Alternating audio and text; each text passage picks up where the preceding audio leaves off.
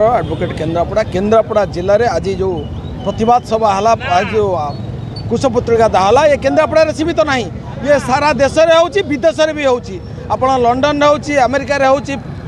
आज देखु पंजाब देशर पंजाब राज्यर सिख समाज लगिला काली सकाळे ये जो आंदोलन हम ए समग्र ओडिशा सामिल हम गोटे गंड मूर्ख पाई जो दमन लीला कले पुलिस आक्रोशर शिकार है पुलिस पर बर्तमान सारा देश में आसला मोदी अमित शाह दुई जन को विदाड़ित करवा ये दुई जनकर इस्तीफा दाबी करवा।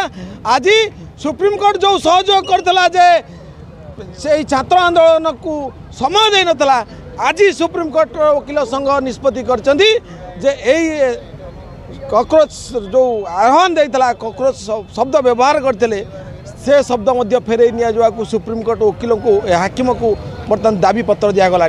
तेणु ये जो छोटिया घटना नुह ये घटना विराट बड़ है।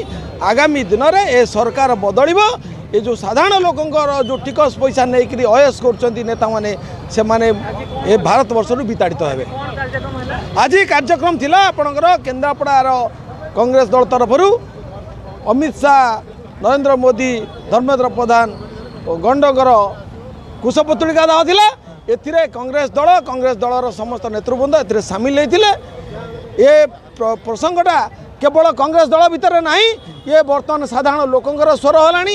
ये घटना समस्त पाखे स्वर है।